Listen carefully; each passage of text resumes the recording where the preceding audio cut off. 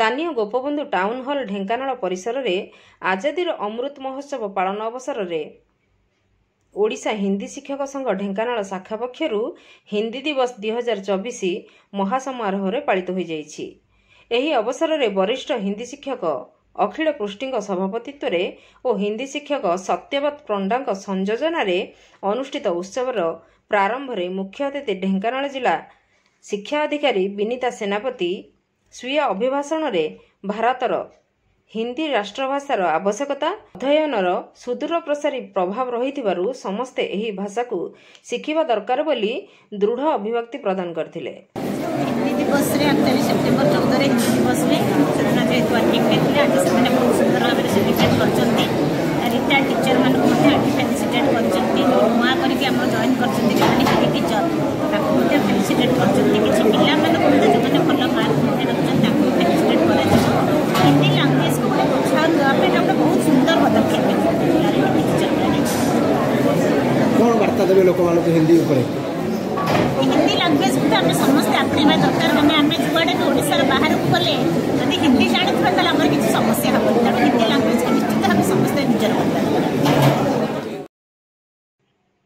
तत्संगे संगे मुख्य अतिथि सुललित कंठरे एक हिंदी संगीत गान उपस्थित समस्त मंत्रमुग्ध कर अन्यतम सम्मानित अतिथि भाव में ढेंकानाल जिला शिक्षा प्रशिक्षण प्रतिष्ठान अध्यक्ष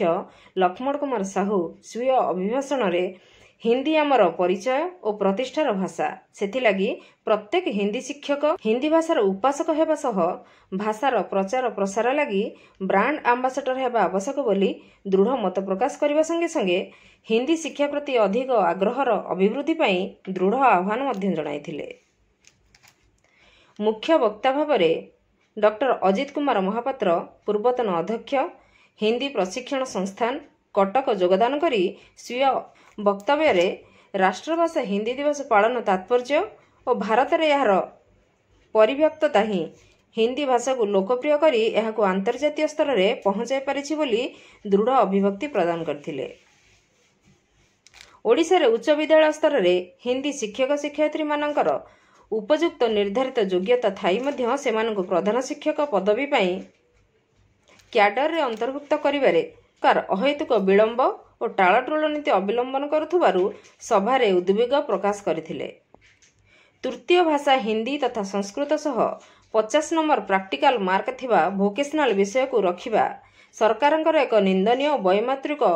अभिसंधिमूलक पदक्षेप एवं यहाँ तृतीय भाषार विकल्प विषय परिवर्तित करी 100 मार्क रखी स्वतंत्र वोकेशनल विषय रखाଯାଉ बोली उपस्थापन करथिले।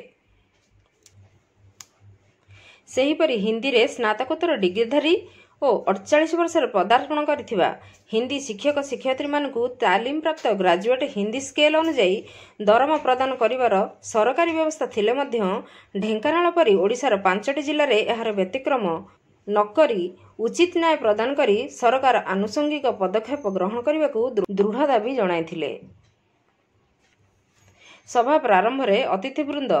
जगन्नाथଙ୍କ प्रतिमूर्ति सम्मुख में प्रदीप प्रज्वलन पुष्प धूप दीप नैवेद्य अर्पण करथिले और हिंदी शिक्षक दिलीप कुमार राज मंगलाचरण गान करथिले। हिंदी शिक्षयित्री माने समवेत हिंदी स्वागत संगीत गान करथिले। सभा परे परे हिंदी भाषा रे वक्तृता देशात्मबोधक कविता पाठ देशात्मबोधक संगीत और हिंदी शिक्षयित्री मिनती मिश्र सुंदर नृत्य समेत अन्य छात्र छात्री मानकर पारंपरिक और आधुनिक हिंदी संगीतर ताले ताले मनोरभा नृत्य माध्यम वर्णाढ़ सांस्कृतिक विचित्र रंगा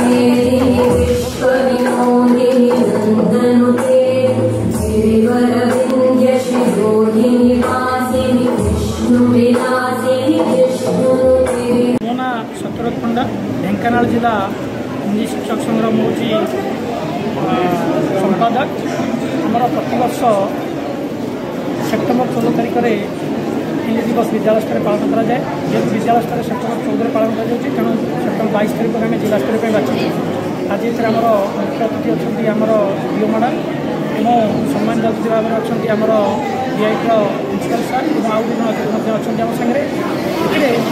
କଥା आम मैडम को हिंदी में जो समस्या गुड़िक सेगुड़िक कहूँ हिंदी भाषा जो सरकार टाड़टूल मनोवृत्ति रोचे हिंदी शिक्षक मानी भाव में ठीक कर से कथा आम मैडम जनईलु मैडम तार विहित प्रतिकार कर